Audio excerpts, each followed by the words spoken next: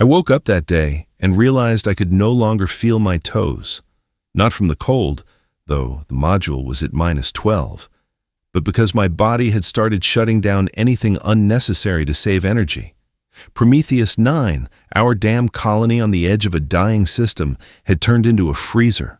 The star we'd been orbiting for the last 15 years was fading faster than Earth scientists had predicted. Every month the temperature dropped by 2 degrees, and we were already losing the fight. The hydroponic farms were freezing one after another. The last wheat harvest turned black right inside the containers, and we had to move the children into the central dome because their living modules could no longer be heated. I worked as an engineer at the power station, and every morning I saw the same numbers on the monitors. Our energy reserves were shrinking, the reactors were pushed to their limits, and we still didn't have enough even for basic heating. People were getting sick with strange illnesses that weren't in any medical database, bodies breaking down from constant stress and cold. 200 people showed up at the emergency colony council meeting, even though the module was built for 50. Everyone stood in thermal suits, breathing out clouds of vapor, staring at Elena Cavall, our lead astrophysicist, the woman who had convinced the first colonists to come here 20 years ago. She looked exhausted, gray hair sticking out from under her hat, but her eyes burned like she still had her own sun inside. Elena turned on a hologram, a huge glowing sphere slowly rotating above our heads, and said she had a solution. Not a temporary fix, not a compromise, but a real solution to the problem. She proposed building an artificial sun, a real star in the planet's orbit. A fusion reactor the size of a small moon that could give us heat and light for decades. The room went silent. Someone laughed nervously, someone shook their head, and I just stood there staring at the hologram, thinking that either we'd gone insane or this was our only chance. For the next 3 hours, Elena explained the details of the project, and with every minute the insane idea started to feel more possible. She and her team had been working on it in secret for the past 2 years, using every free moment and all of the colony's available computing power. They had developed a new generation magnetic plasma containment system that could theoretically create a stable fusion reaction in the vacuum of space. We needed resources: titanium from asteroids, deuterium from icy comets on the edge of the system, rare earth elements from our remaining supplies. We needed people, every engineer, every technician, everyone who could hold a tool or program a control system. And we needed time, at least 5 years if everything went perfectly. The Colony Council debated for 2 hours. They argued, shouted, some people cried from despair, others from hope. In the end, 82% voted to approve the project. The next morning I received my new assignment, senior engineer for the artificial star's construction. It sounded insane, but I grabbed my tools and headed into orbit. The first 6 months were pure hell. We worked in open space 16 hours a day, assembling a giant spherical structure out of modules, each the size of a 5-story building. The cold on the planet below kept getting worse. People were dying from hypothermia and starvation, and we were up there welding titanium beams and praying Elena's calculations were correct. Twice, there were accidents. One module depressurized and carried 3 people into space. Another time, the orientation system failed and the partly built reactor began turning the wrong way. But we kept going, because there was no alternative. Because our families, our children, our whole damn civilization on that frozen rock were down there. And when after 4 years and 8 months, Elena pressed the launch button, and we saw a tiny point of light appear in the center of that titanium sphere, growing, turning into a small star, I realized we had just done the impossible. The first rays of our artificial sun touched the surface of Prometheus 9, and I watched the shadows on the planet start moving in a different direction. When I first saw the full-scale reactor blueprints, I felt sick from fear. We were about to build something 3 kilometers in diameter that would contain plasma at a temperature of 150 million degrees, 10 times hotter than the core of a real star. And all of it would hang in orbit above our heads, held in place only by magnetic fields and the hope that the engineers hadn't screwed up the calculations. Elena gathered all 360 of us, the people who would build the new sun, and explained how it worked as if it were something simple. Deuterium and tritium would fuse inside a plasma cocoon, releasing a massive amount of energy, and a system of 12,000 superconducting magnets would keep that hellish mixture away from the reactor walls. It sounded insane. It looked even more insane when the first modules arrived from the orbital factories, huge metal segments covered in sensors and cooling channels. Construction dragged on for years, merging into one endless nightmare of welding, system checks, and constant fear of making a mistake.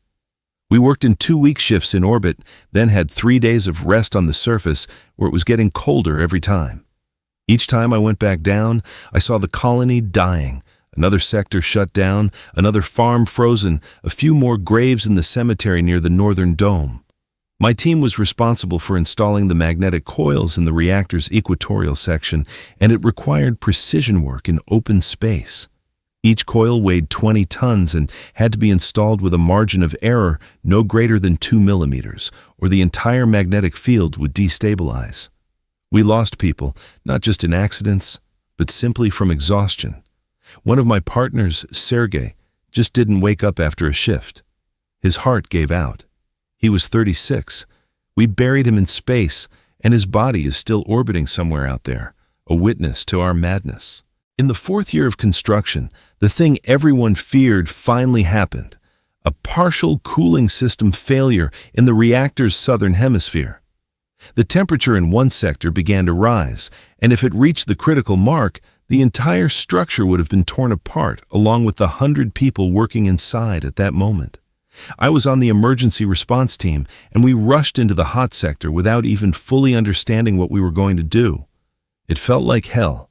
Sensors showed 80 degrees, the metal was cracking from expansion, and the alarms were screaming so loudly that it hurt even through the helmet.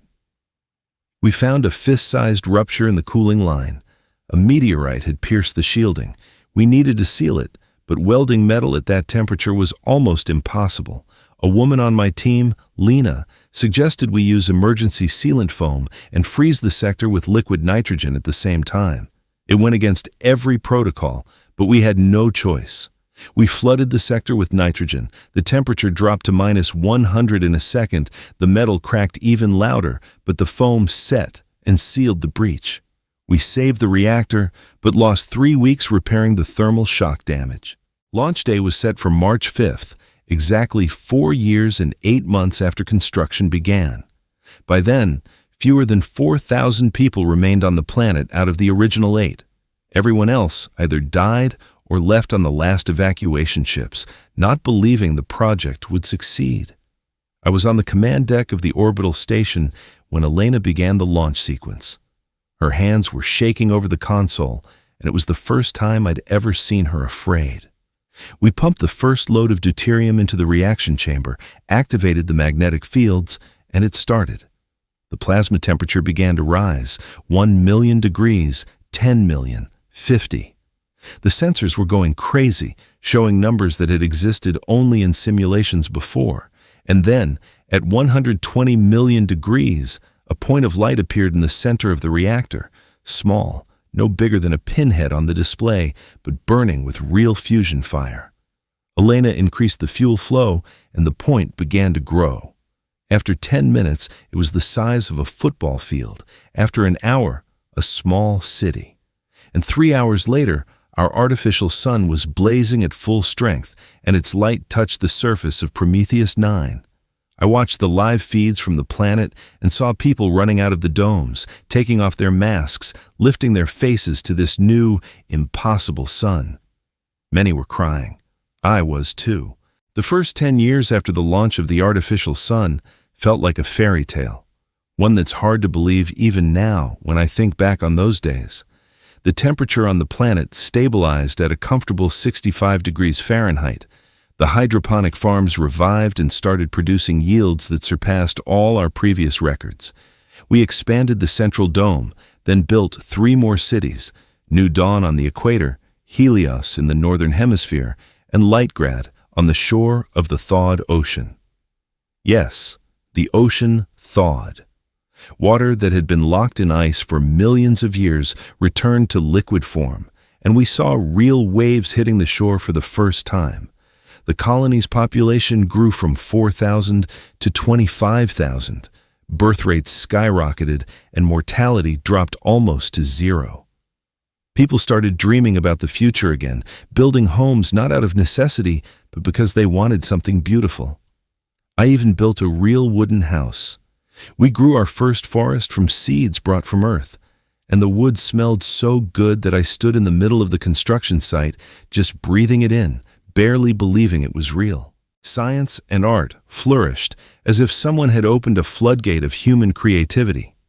Prometheus University became a center for nuclear fusion research. Scientists from other colonies came to study our artificial sun and understand how we managed to stabilize the reaction for decades. Elena Koval received 3 prestigious awards and became something of a living legend, though she preferred spending her time in the lab improving the reactor systems.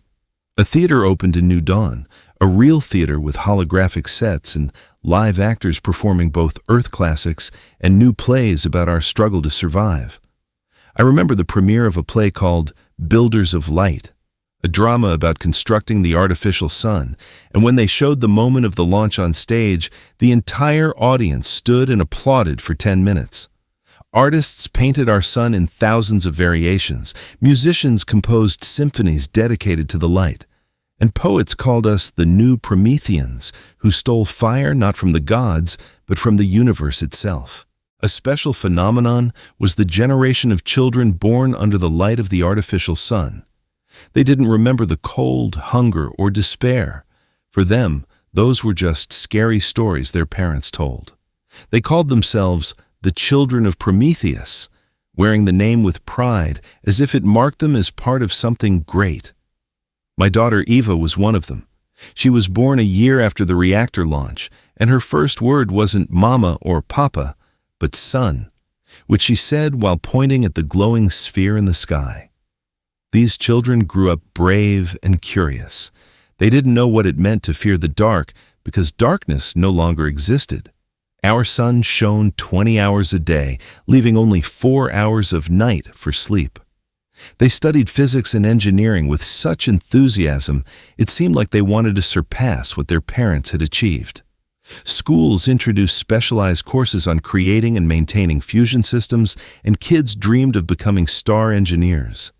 Eva constantly dragged me to the orbital station, demanding to see the reactor from the inside, and I saw in her eyes the same fire that once burned in Elena's. We were happy, and that happiness blinded us. We were so caught up in building our little utopia that we forgot basic caution. No one thought our success might attract attention from the outside. We broadcast reactor data into open space, shared scientific papers with other colonies, proud of our achievement so loudly that the whole sector could hear us. I remember the day astronomers detected the first strange signals at the edge of the system. It was exactly 10 years after the sun's launch, on the anniversary day. We were celebrating in the central square of New Dawn, children sending glowing balloons into the sky, and Elena giving a speech about humanity's future among the stars. And then the colony's chief astronomer, David, interrupted the broadcast to announce he had detected 3 unidentified objects entering our system at sublight speed. They were coming straight toward us, and their trajectory left no doubt. They were ships, and they knew where they were going. The celebration ended instantly. We stood in the square looking at each other, realizing that our decade of happiness had just ended. Someone had noticed our sun, and now they were coming for it. The ships appeared on the radars as 3 massive signatures, each the size of a small asteroid, moving so fast that our computers initially flagged them as measurement errors. But they weren't errors. They were real interstellar vessels built with technology far beyond our own. They dropped out of faster-than-light jump at the edge of the system and began a slow, methodical approach toward Prometheus 9. Elena immediately called an emergency council, and we tried to establish contact using every known frequency and communication protocol. We sent mathematical sequences, simple images, even music, anything that might show our desire for peaceful dialogue. But they stayed silent. For 3 days, the ship said nothing as they kept moving toward us, and that silence was more frightening than any threat. I didn't sleep those 3 days, just sat on the orbital station watching the screens as 3 enormous dots crept closer. My daughter Eva asked why I wasn't coming home, and I didn't know what to tell her. How do you explain to a 10-year-old that the happy world she grew up in might end because someone unknown decided to come here? On the 4th day, they finally responded, but not in any of our languages, and not in the standard galactic code. It was a series of complex mathematical structures intertwined with something our computers identified as possible linguistic patterns. But it was impossible to decode. That's when David Shen stepped in. A xenolinguist who had spent the last 15 years studying theoretical foundations of extraterrestrial communication, though he never expected to use that knowledge in practice. David was a strange man, always a bit detached, living in his own world of symbols and meaning. But in that moment, he became the most important person in the colony. He requested all recordings of the alien transmissions, locked himself in the lab with a team of 5 linguists, and began working. I brought them food because they kept forgetting to eat, completely immersed in analyzing the signals. David said the transmissions contained 3 distinct language structures, as if 3 different species were speaking at once, which made decoding exponentially harder. But he also said he saw repeating patterns tied to mathematical constants, and that gave him hope. The breakthrough came on the 7th day, when the ships had already reached the orbit of our outer planet. David burst into the command center looking like a madman, red-eyed, hair disheveled, but wearing the expression of someone who had just solved a cosmic riddle. He said he had deciphered the basic structure of their message, and the news was both relieving and terrifying. The aliens were indeed a coalition, 3 different civilizations united in the face of a shared catastrophe. Their stars were dying, not the slow fading like ours, but fast, catastrophically, caused by some cosmic phenomenon David couldn't fully translate. They had lost their worlds. Billions of lives vanished when their suns exploded or collapsed into black holes. The survivors gathered fleets of ark ships and fled into space searching for a way to stay alive. And they detected our artificial sun. David said one term kept repeating in their transmissions, which he translated as Hope Technology Survival. And all of it referred to our reactor. They didn't come just to look at our star. They came to take its technology to save what remained of their civilizations. When David finished the report, the command center fell into a silence so heavy it felt solid. We all understood what this meant. These beings weren't invaders in the traditional sense. They were refugees, desperate, dying, willing to do anything to survive. But that didn't make the situation any less dangerous.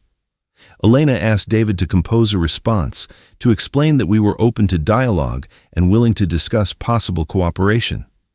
David worked on the message for an entire day, putting all his linguistic skill into finding words that expressed both our understanding of their tragedy and our willingness to help, but also the boundaries of what we could offer.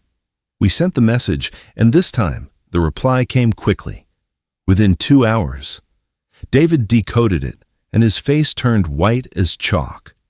He said the aliens appreciated our willingness to talk, but they had no time for long negotiations. Their ships were overcrowded with the dying, their resources almost gone, and they needed the artificial sun technology now, immediately. A full transfer of all blueprints, all data, every piece of knowledge on how we created our star.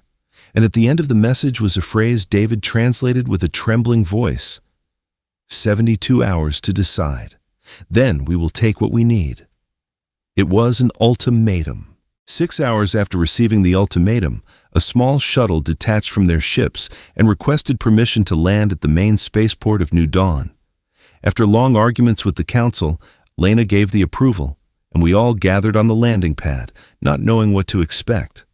When the shuttle's airlock opened, 3 beings stepped out, so different from each other that seeing them together felt almost impossible.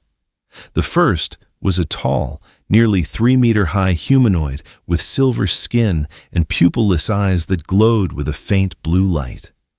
The second being was a mass of interwoven tendrils and bioluminescent patterns that moved by flowing across the ground like living liquid.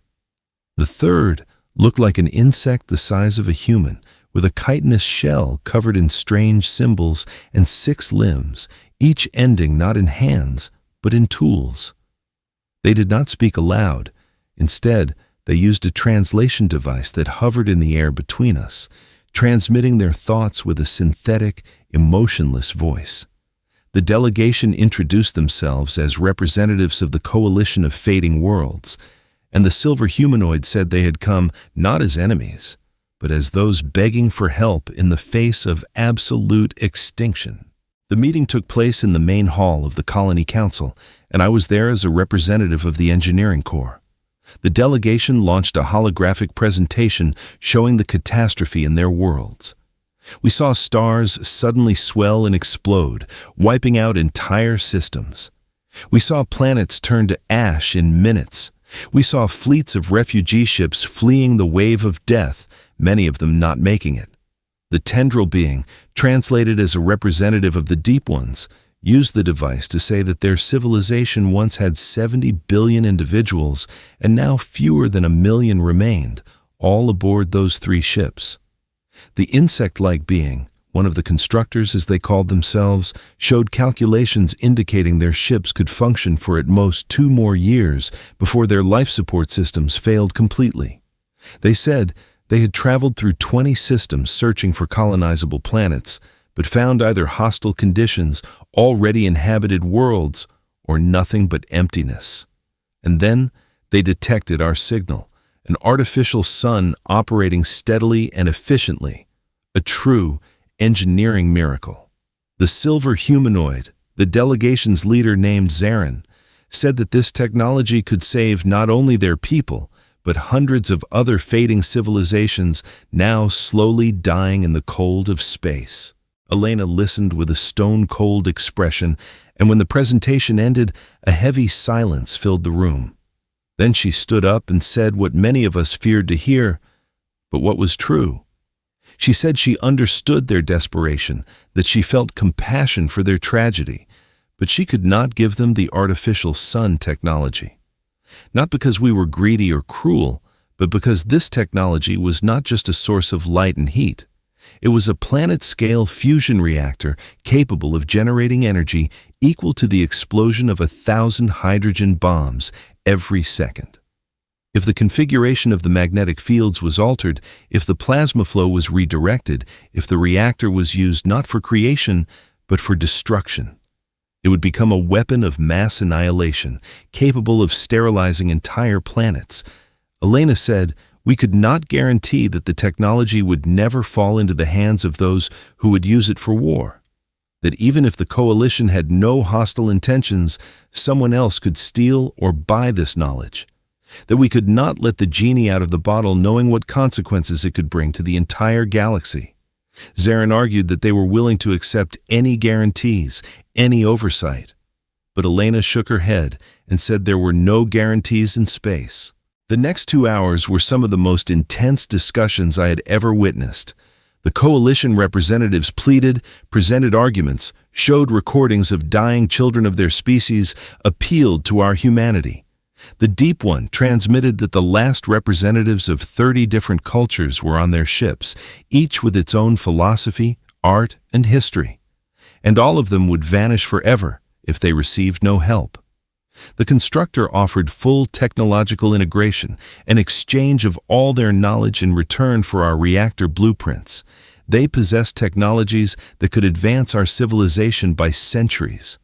But Elena held her ground, and I saw how the decision tore her apart inside. She created this sun to save lives, and now she was refusing it to those who desperately needed salvation. In the end, Zarin rose to his full 3-meter height and delivered what sounded like a sentence. He said he respected our position, but their duty to their people was greater. That they were giving us 72 hours to reconsider, and if we did not hand over the technology voluntarily, they would take it by force.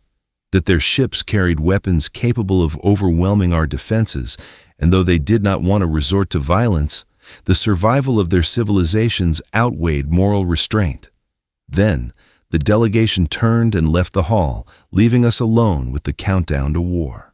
Marcus Lay was the kind of man most of us tried to avoid at general meetings. A former military engineer of the Earth Fleet, he arrived on Prometheus 9 20 years ago after some incident no one really knew about. And all this time, he'd worked as the colony's security advisor, a position that had been purely symbolic until the alien ships appeared. We had no army, no military ships, just a few security drones and an early warning system. But when the coalition delegation walked out of the council hall after delivering their ultimatum, Marcus stood up and asked to speak, and there was a fire in his eyes that made my blood run cold. He said, "We had a weapon more powerful than anything possessed by any known civilization." That our artificial sun wasn't just an energy source, but a potential weapon of such destructive force that the coalition's 3 ships would vaporize in seconds if we properly adjusted the magnetic fields and created a focused plasma discharge. Elena jumped to her feet and shouted that this was madness, that the reactor wasn't designed for anything like that. But Marcus calmly pulled up his calculations on the holographic display, and I saw he wasn't fantasizing. He had worked out every detail. The Colony Council convened an emergency closed session an hour after the delegation left, and the atmosphere was like a powder keg.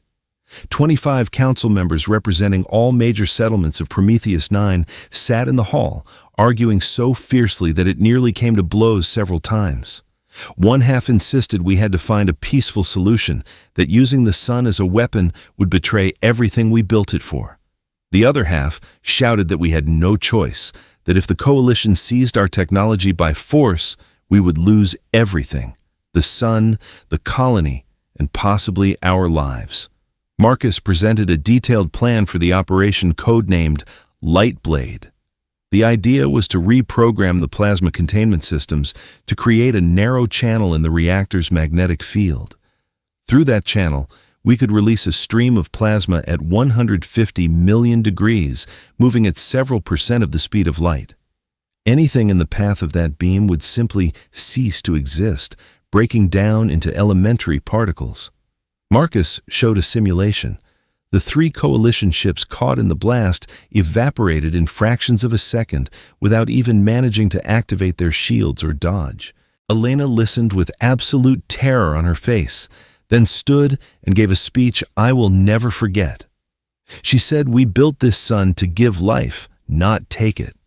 That turning our greatest achievement into a tool for killing would betray the memory of everyone who died during its construction.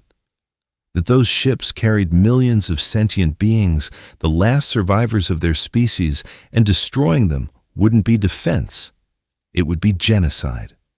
She said she understood the Council's fear, their desire to protect the colony at any cost, but that some costs were too high, costs that would strip us of our own humanity. That if we killed 1 million refugees for our own safety, we'd become monsters worse than any invader.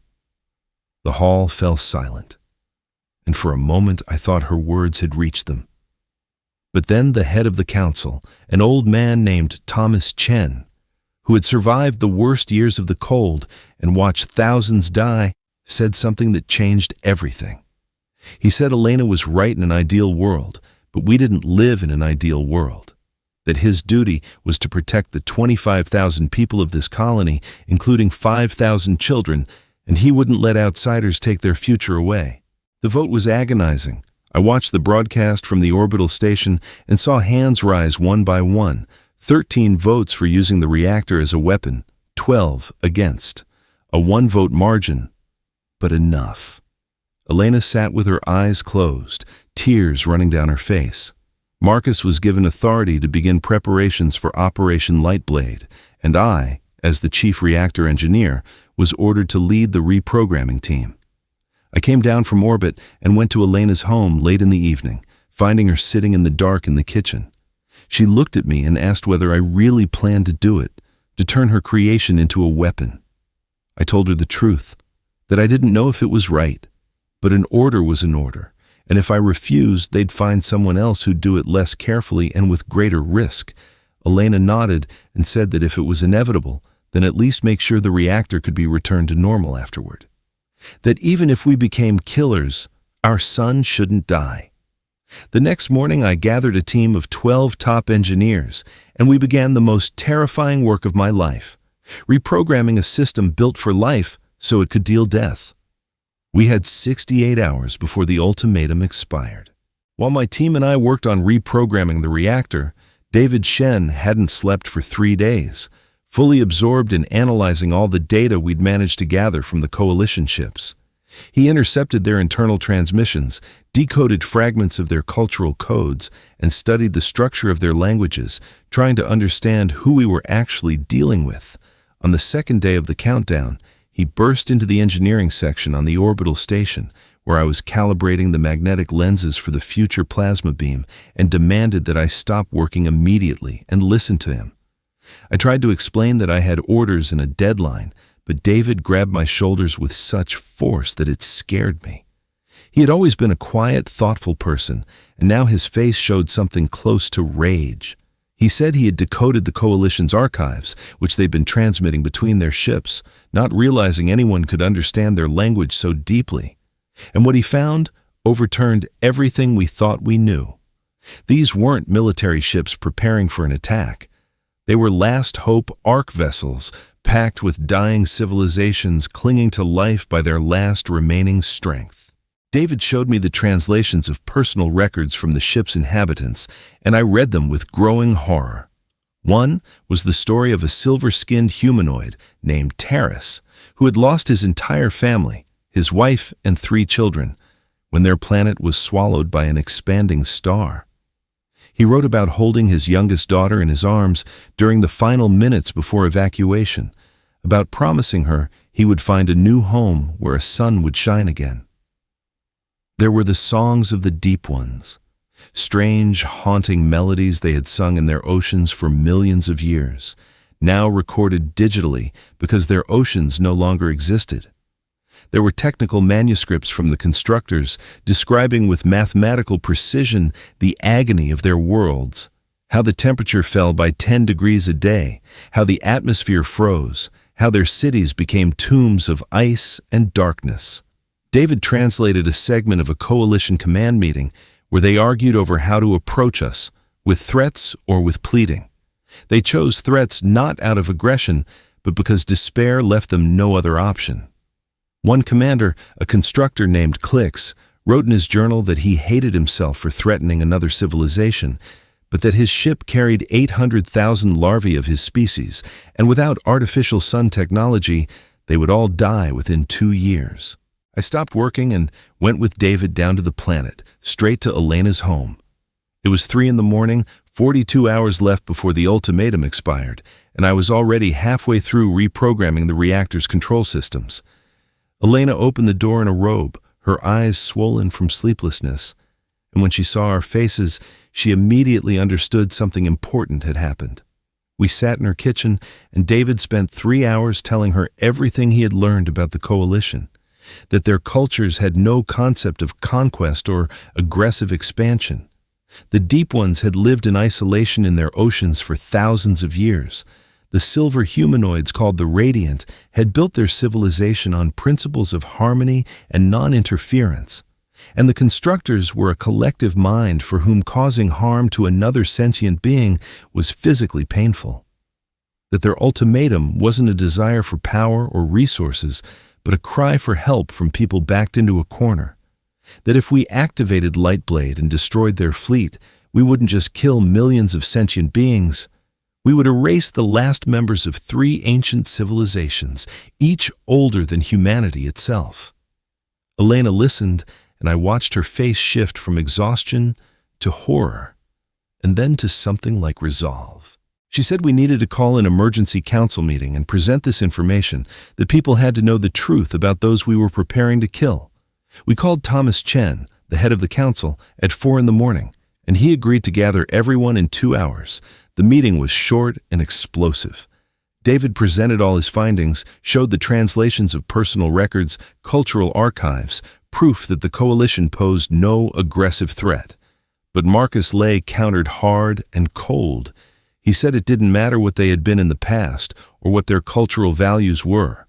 What mattered was that they were threatening to take our technology by force, and we had no guarantee they would stop there. That compassion was fine, but dead compassion wouldn't protect our children. That his job was to ensure the colony's survival, not to engage in interstellar charity. A few council members supported David, speaking about moral responsibility, about how we couldn't become a genocidal race destroying refugees. But most stayed silent, and in that silence was fear. Fear of losing everything we had spent so long building. In the end, Thomas Chen said the council's decision stood. Operation Lightblade would proceed if the coalition didn't withdraw within the remaining 36 hours.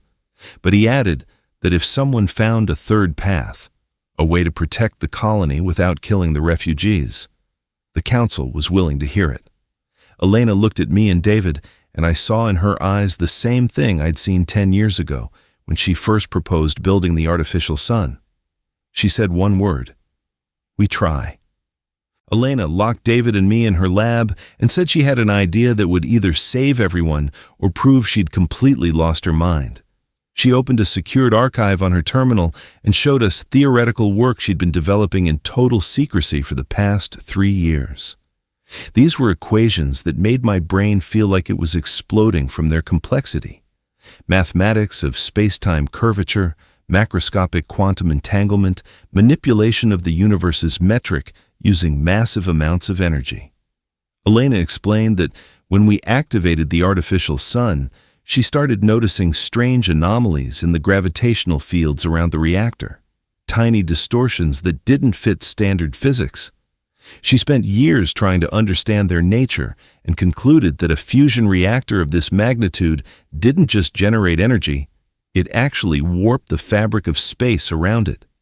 And if these distortions were used correctly, if we learned to control them through precise tuning of the magnetic fields, we could create something she called light bridges, stable wormholes through which the energy of our sun could be transmitted directly to other points in space, bypassing normal spacetime. I looked at the equations and said it was insane, that we didn't even know if something like this was theoretically possible, let alone doable. Elena nodded and said that's exactly why she kept it secret, because she wasn't sure it worked. But we had 34 hours left, and no other option. The idea was this: instead of turning the reactor into a weapon to destroy the coalition ships, we would transform it into a tool to save their worlds. We would create directed spacetime distortions linking our artificial sun to the dying systems of the Shining, the Deep Ones, and the Constructors. Energy and light would flow straight to their planets through these bridges, restoring their worlds without the need for them to build their own reactors. It wouldn't be a transfer of technology that could be weaponized, but direct aid completely under our control. David listened with his mouth open, then asked the obvious question: would one reactor produce enough energy to power several star systems at once? Elena smiled for the first time in days and said that if her calculations were correct, our sun was currently running at only 20% of its maximum capacity. We could increase the output 5-fold without risking instability. The next 20 hours were the most intense of my life. I gathered the entire engineering team on the orbital station and explained the new plan without going into details about why we were doing it. Just told them it was an order from Elena and that we had almost no time. We didn't just need to undo the military reprogramming of the reactor. We had to insert completely new parameters that had never been tested, not even in simulations. We worked in 4 shifts, 6 hours each, modifying the magnetic field control system, installing additional sensors to monitor spatial distortions, recalibrating energy channels for higher output. Meanwhile, Elena and David worked on another part of the task. They had to get the precise coordinates of the coalition's dying systems and calculate the parameters of the light bridges for each one. David established direct contact with the alien ships, not telling them about the plan, but requesting data under the pretext of trying to find a compromise. The coalition, apparently deciding this was their last chance for a peaceful solution, provided all the requested information. Coordinates of the three systems, distances between 50 and 200 light-years, detailed data on the state of their planets, what energy and in what quantities were needed to stabilize climate and revive biospheres. 12 hours before the ultimatum expired, we finished modifying the reactor, and Elena requested a meeting with the Colony Council to present the alternative plan. Thomas Chen convened an emergency session, and this time there were around 300 people in the hall. The news that there might be another way had spread through the colony at light speed. Elena stepped up to the podium, looking exhausted but determined, and in 20 minutes laid out the plan for creating the light bridges. She explained the physics, showed the calculations, and demonstrated simulations of how the energy of our sun could be transmitted through warp space to the dying worlds of the Coalition. She said this wasn't just a way to avoid war. It was a chance to change the very nature of interstellar relations, to turn our colony from a small human outpost into a source of life for many civilizations, that we could choose not to be the ones who kill out of fear, but the ones who give light in the literal sense. Marcus Lay argued back coldly, saying it was too risky, that we didn't know if the technology would work, and if it failed, we wouldn't have time to activate the light sword. But hands began rising in the room. People wanted to speak. A young woman, one of the children of Prometheus, born under the light of our artificial sun, said she didn't want the first use of their sun as a weapon to be mass killing. An old man who had survived the cold years said they built this sun to defeat death, not spread it. The vote was surprisingly quick, 18 for the Lightbridge plan, 7 against. Elena received approval, and we had 11 hours left to change the future. We completed the final preparations 40 minutes before the ultimatum expired, and I had never felt so exhausted yet, so alive. The entire engineering team gathered on the command bridge of the orbital station, from where we could see our artificial sun in all its glory. A massive glowing sphere suspended in space, surrounded by rings of magnetic coils and energy collectors. Elena stood at the main console, her fingers trembling over the activation buttons for the new system. David established communication with the Coalition ships and sent a message that we were ready to respond, asking their command to prepare for an important announcement. But we weren't going to explain anything in advance. Words would be useless. We had to show our solution through action. On the monitors, we saw the 3 massive alien ships beginning to reorganize into combat formation. They interpreted our communication request as a final refusal and were preparing to attack. Sensors showed their weapon ports opening and energy systems charging. 15 minutes remained before they would begin assaulting our orbital infrastructure. Elena started the activation sequence 10 minutes before 0. She increased the reactor's output from 20 to 80% of maximum capacity, and we all felt the station tremble from the gravitational waves radiating from the sun. Plasma temperature inside the reactor began to rise.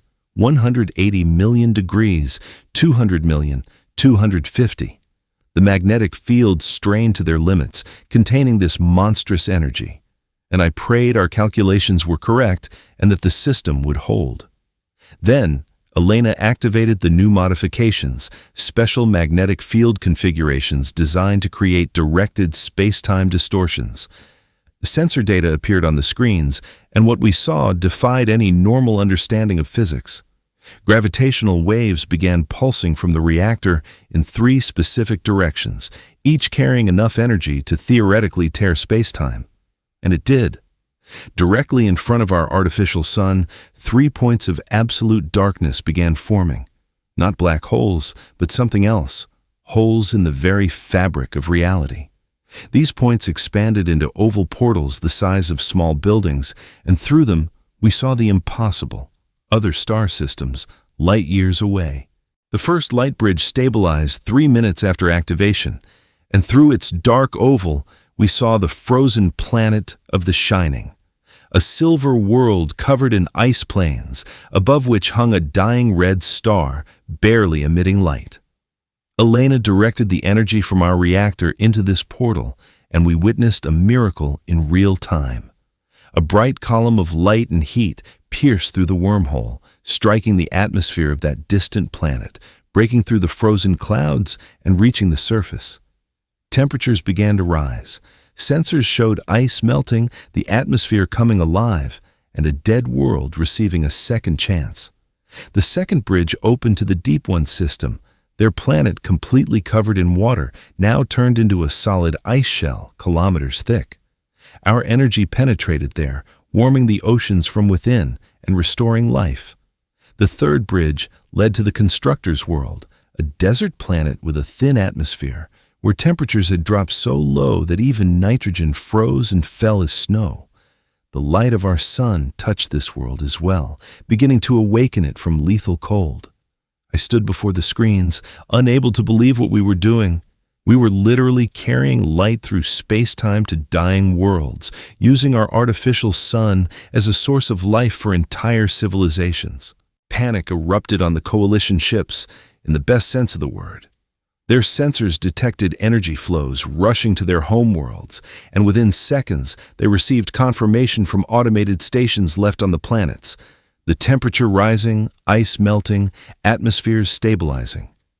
David translated their transmissions for us, a chaotic mix of disbelief, joy, gratitude, and shock. Zarin, the delegation leader, requested an urgent video call with Elena, and when she appeared on screen, his silver face was wet with tears. I didn't know the Shining could cry.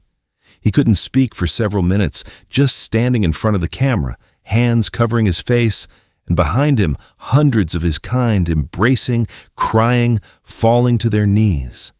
When he finally spoke, the translator conveyed his words simply. "You have returned the sun to us. You have returned our home. And how can we ever thank you for life?" Elena smiled wearily and replied that no thanks were needed, that we had simply done what we had to do, shared the light. That our artificial sun now shines not just for Prometheus 9, but for their worlds too, and that these light bridges would remain open as long as needed. That we had turned the threat of war into the beginning of something new, an interstellar alliance based not on fear or mutual gain, but on a simple act of compassion and help. The Coalition ships changed course, turning not to attack, but to return home. Now that their worlds had a chance for survival, millions of refugees could go back and begin rebuilding their civilizations. The first 3 months after activating the light bridges were like a whirlwind of changes that none of us were prepared for. The Coalition ships didn't leave immediately. Instead, Zarin requested permission to remain in orbit around Prometheus 9 and establish a permanent diplomatic mission. The Colony Council agreed, and soon a whole sector of our orbital station was dedicated to representatives of the 3 civilizations. Living alongside beings so different from us was both strange and exhilarating. The Shining meditated for hours, emitting a faint glow. The Deep Ones required special water tanks to sleep, and the Constructors were constantly fixing and improving something, unable to sit idle. But the most astonishing thing came afterward. News that a human colony had created an artificial sun and used it to save alien worlds spread across the galaxy at the speed of interstellar communication. Ships began arriving, first 1, then 3, then dozens. These were representatives of other dying civilizations who had heard of us and came pleading for help. Their stars were dying, their planets freezing, and they were seeking salvation. Elena realized we had accidentally created something bigger than a technological solution. We had opened a new era in the history of intelligent life in the universe. She assembled a team of the colony's best scientists, Coalition representatives, and members of all the arriving civilizations, and founded what we called the Academy of Light. It was an international, or rather interstellar, organization aimed not merely at sharing artificial sun technology, but teaching other civilizations to build them themselves. Elena insisted that we should not become monopolists, distributing light at our discretion. Each civilization had to receive knowledge and the ability to build their own star. The constructors shared their precision engineering technologies. The Shining passed on knowledge of energy field manipulation accumulated over millennia. The Deep Ones taught us methods of biological adaptation to extreme conditions. The exchange of knowledge was incredible. Each civilization contributed something unique, and the synthesis of this knowledge allowed us to create a new generation of reactors, more efficient and safer than our first prototype. I led the construction program. We trained engineers from dozens of worlds, showing them how to assemble magnetic coils, program plasma control systems, and create stable thermonuclear reactions. 5 years after that day when we first activated the light bridges, 32 new artificial suns had appeared in the galaxy. Each was unique, adapted to the specific conditions of the civilization that built it. Some were smaller than ours, designed to heat small colonies on the fringes of space. Others were giant constructions capable of powering entire planetary systems.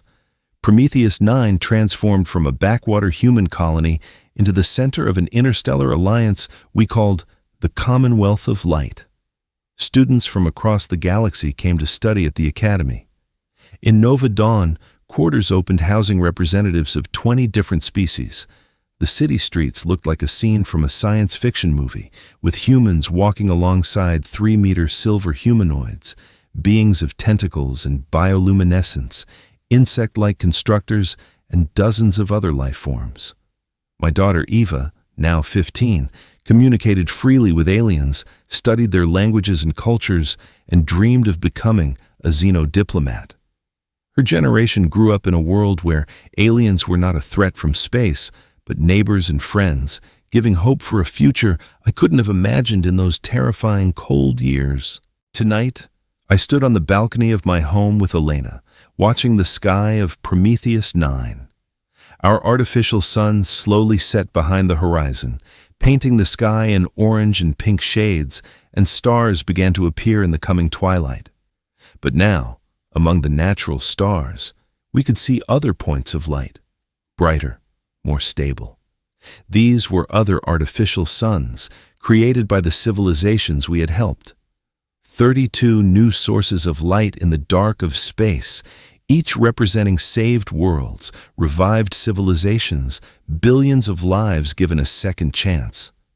Elena remained silent for a long time, just gazing at this sky dotted with artificial stars, then quietly said that when she had proposed building our sun 10 years ago, she only wanted to save the colony from the cold. She never dreamed it would lead to something so vast. I put my arm around her shoulders and said that sometimes the greatest things begin with a simple desire to help, refusing to give up in the face of darkness. That we had not just built a star, we had proven that intelligent life in the universe can unite not for war, but for mutual aid. That the light we created is not just a physical phenomenon. It is a metaphor for hope, spreading from world to world.